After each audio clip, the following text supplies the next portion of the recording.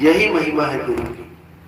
बिन गुरु ज्ञान न उपजे, वो बिन गुरु मिले ना मोक्ष, बिन गुरु लखे न सत्य को, बिन गुरु कटे ना दोष। गुरु की महानता कहां तक है कि वो तुम्हारी ही वस्तु का ज्ञान तुम्हें दे दे। वो कुछ अलग से जेब से निकाल के तुम्हें नहीं देगा कि तुम्हारे पास कोई कमी है। सब घट राम रहा भरपूर, सबके पास वो राम है, बस उसका भेद नहीं है। कस्तूरी कुंडल बसे, मृग ढूंढे बन माही, और ऐसे रमता राम है ये दुनिया जाने नहीं। गुरु का जो मेन कर्तव्य है, मकसद है, वो तुम्हारे राम तक तुम्हें पहुंचाना है। इससे ज्यादा कुछ नहीं है। कोई कहे इससे बहुत ज्यादा कुछ और भी है, नहीं है।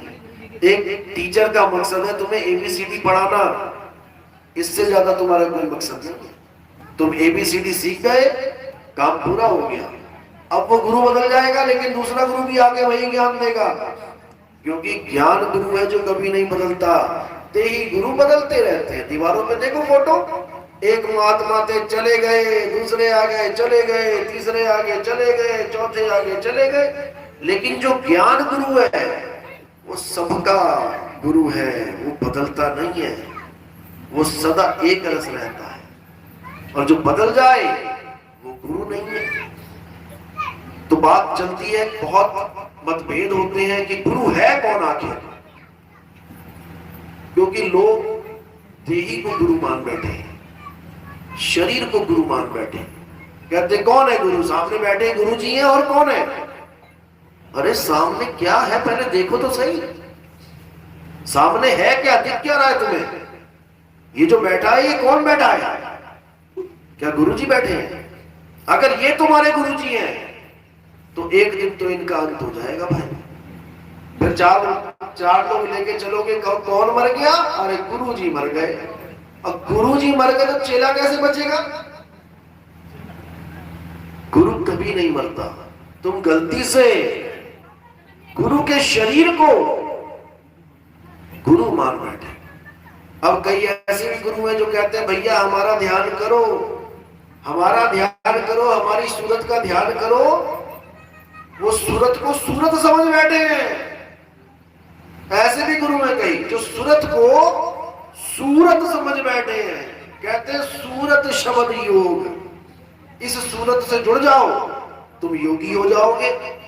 ये सूरत ही शब्द है, यही अंदर प्रकट हो जाता है शब्द। बाहर से देखो गुरु को, यही फिर अंदर आ जाएगा, अंदर गुरु के दर्शन हो जाएंगे। यही सूरत शब्द योग है। ऐसे भी बैठे हैं। अब जोड़ा किससे? उसने अपनी देह से जोड़ दिया। देह क्या है? 10 इंद्रियों का गट्ठर, पोटली। जो आपको दिखाई दे रहे हैं सारे, ये गुरु नहीं है। ये 10 इंद्रियां बैठी हैं। 5 कर्म इंद्रियां, 5 ज्ञान इंद्रियां। ज्ञान इंद्रियां कौन सी हैं? जिससे ज्ञान होता है। आंख से ज्ञान होता है, लाल है, काला है, पीला है। कान से ज्ञान होता है, पंजाबी बोल रहा है, अंग्रेजी बोल रहा है, क्या बोल रहा है, बिल्ली बोल रही है, कुत्ता बोल रहा है। नाक से ज्ञान होता है, खुशबू है, बदबू है। जीभ से ज्ञान होता है, कड़वा है, मीठा है, चटपटा है। चमड़ी से ज्ञान होता है, ठंडा है, गर्म है। गिलास छू के देखते हो ना, हाथ से पानी में उंगली डालते हो, उंगली है कि थर्मामीटर है? डालते हो ना, थर्मामीटर का ही काम कर रहा है। उंगली ज्यादा गर्म है कि कम गर्म है, कौन बताता है? थर्मामीटर ही बताता है। उंगली भी थर्मामीटर से कम नहीं है, डालते ही पता लग जाता है कितना गर्म है। ये हो गई 5 ज्ञान इंद्रियां। और 5 कर्म इंद्रियां जिससे काम करते हैं, हाथ, पैर, मुख, लिंग और गुदा। अब ये 10 इंद्रियां हो गई। 10 इंद्रियों का रथ, इसी को दशरथ कहते हैं। जो राम भगवान जी के पिताजी हैं दशरथ, कैसे नाम पड़ा उनका? ये 10 इंद्रियों का रथ है।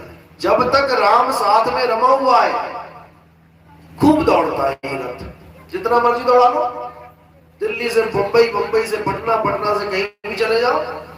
और जिस दिन राम का वियोग हो जाए, उस दिन दशरथ रुक जाता है। तो जैसे ही राम जी को वनवास हुआ, उधर दशरथ का भी काम हो गया। इसी प्रकार ये रामायण तुम्हारे घर में चल रही है।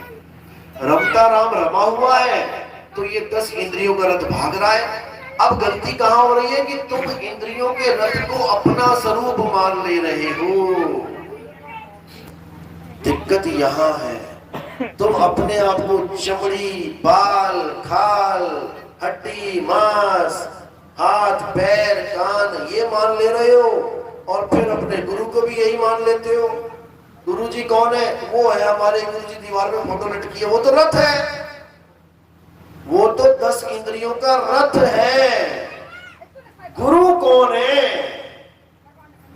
जब तक ये नहीं समझ में आया, तब तक तुम गुरु को जान ही नहीं पाओगे, गुरु की महिमा जान ही नहीं पाओगे। तो कबीर साहब यही समझा रहे हैं, देही को सतगुरु कहे, ये है धूधर ज्ञान और 4 दाग आवे नहीं, वाको सतगुरु जान। जो जन्मता नहीं है, खाता पीता नहीं है, वो विलास नहीं करता, और जो अंत में मरता भी नहीं है, वो है गुरु। उस गुरु को जानो। अगर उसको जान लिया तो सबको जान लिया, सारे गुरुओं को जान लिया। बाबा नानक को जान लिया, रविदास जी को जान लिया, मीरा भाई को जान लिया, पलटू जी को जान लिया, नाभा जी को जान लिया, गरीबदास जी को, काशीदास जी को, सबको। एक साधे सब सधे। और एक को ही ना जान पाए तो द्वैतवाद में पड़ जाओगे।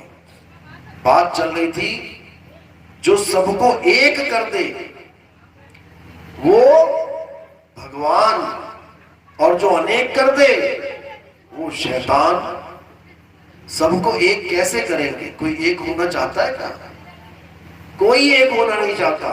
मैं अपने गुरु को कैसे छोड़ दूं, मैं दूसरा गुरु कैसे बना लूं? क्यों? क्योंकि गुरु शरीर को मान बैठा है। अगर गुरु को ज्ञान मान ले तो कौन नहीं छोड़ता गुरु को। पहली क्लास में थे, अगर तुम्हारे घर वाले कहें कि इस गुरु को मत छोड़ना, इस गुरु को हमेशा अपने साथ रखना, तो कभी दूसरी में जाओगे क्या? कभी नहीं जाओगे, पहली में अटक गए। कोई माँ बाप ये नहीं कहते कि गुरु नहीं छोड़ना, वो कहते बेटा तेरा लक्ष्य है ज्ञान, उस ज्ञान को प्राप्त करने के लिए एक छोड़ 50 गुरु करने पड़ जाए, तब भी समझने की तेरी तरक्की हो रही है। तो साहिब ने भी यही कहा कि जब तक मिले नहीं शब्द वो सांचा, और तब लग करो गुरु 10 पांचा। कितने ही गुरु कर लो उससे कोई फर्क नहीं पड़ता, क्योंकि गुरु ज्ञान है, गुरु देही नहीं है। अगर देह में अटक जाओगे तो पहला ही गुरु कर लिया, अटक गए। अब सोचोगे गुरु छोड़ दूंगा तो पाप लग जाएगा, गुरु छोड़ दूंगा तो नरक में चला जाऊंगा। ऐसा नहीं होता, ऐसा बिल्कुल नहीं होता। कबीर साहब स्वयं गुरु धारण करवाने की बात कह रहे हैं। जिसको धारण करवाएंगे उनके पहले भी तो गुरु होंगे कोई ना कोई, तभी तो वो आगे का ज्ञान पकड़ेगा। जबकि कबीर साहब को गुरु की जरूरत ही नहीं थी, बिना गुरु के वो ज्ञानी थे, लेकिन फिर भी उन्होंने गुरु मर्यादा के लिए गुरु धारण किया, ताकि कल को ये कोई ना कहे कि तेरा तो कोई गुरु है नहीं, तू हमें कह रहा गुरु धारण कर। इस भेद के लिए उन्होंने गुरु धारण किया रामानंद जी को, जो खुद मूर्ति पूजक थे। कबीर साहब ने उन गुरु को धारण किया जो मूर्ति पूजक थे। और अगर वो गुरु को फॉलो करते, गुरु के ज्ञान को अपना लेते, तो हम और तुम भी मूर्तियां पूज रहे होते। तो कबीर साहब ने यह भी समझा दिया कि गुरु अगर सत्य ज्ञान दे रहा है तो उसको अपना लो, अगर असत्य ज्ञान दे रहा है तो आगे बढ़ जाओ, कोई और गुरु देख लो भाई। यही समझाया कबीर साहब ने, लेकिन लोग नहीं समझ पाते। जब तक अपना स्वरूप नहीं जाना, जब तक तुम गुरु को भी नहीं जान पाओगे। तो गुरु ऐसा चाहिए जैसा सूप सुहाए और सार सार तो गही रहे, थोथा दे उड़ाए। लेकिन थोथा है क्या? दोहा तो बोल दिया थोथा दे उड़ाए, थोथा है क्या? अगर उड़ाने लग जाएंगे तो सबके पेट में दर्द हो जाएगी। थोथा है क्या? ये सामने जो काया बैठी है ना, ये थोथा ही माल है, यही थोथा है। इसी को साहिब कह रहे हैं कि ना मंदिर में, ना मस्जिद में, ना काबे कैलाश में, मोको कहां ढूंढे रे बंदे, मैं तो तेरे पास में। ये थोथा माल बता रहे हैं। नहीं प्राण में, नहीं पिंड में, ना ब्रह्मांड आकाश में, खोजी होए तुरंत मिल जाऊं एक पल की तलाश में। ये सब थोथा माल है। कोई प्राणों की साधना करवा रहा है, कोई नाभि पे ध्यान लगवा रहा है, कोई श्वासों में लगा रखा है, किसी ने त्रिपुटी में झांक रहा है, इगला पिघला सुषमना का ज्ञान लेके बैठा है, कोई चक्रों की साधना करवा रहा है। ये सब थोथा ज्ञान है। कोई गुरु की शक्ल को ध्या रहा है, एक टक होके देखता रहता है, देखता रहता है, देखता, घंटों देख रहा है, उसके बाद आंख बंद करता है तो वही शक्ल अंदर दिखाई देती है। सोचता मिल गया परमात्मा, नहीं मिलेगा। क्योंकि जो बाहर देखा माया, वही अंदर माया ने दिखाया। जब कह देते हैं गो गोचर, यानी जो आंखों से दिखेगा नहीं वो गुरु है, तो ये तो आंखों से दिख रहा है ना भाई, ये गुरु